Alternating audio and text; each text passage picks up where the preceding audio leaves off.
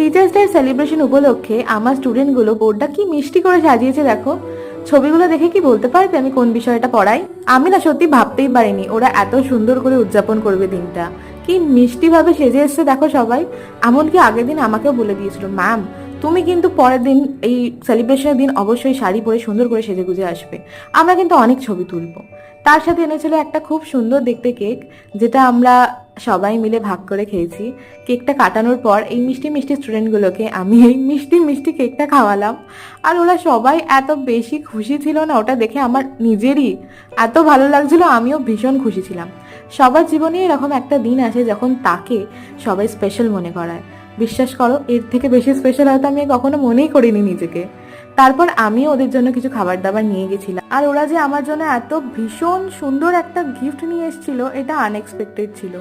দেখো একবার কত সুন্দর, আমার তো মন গলে জল।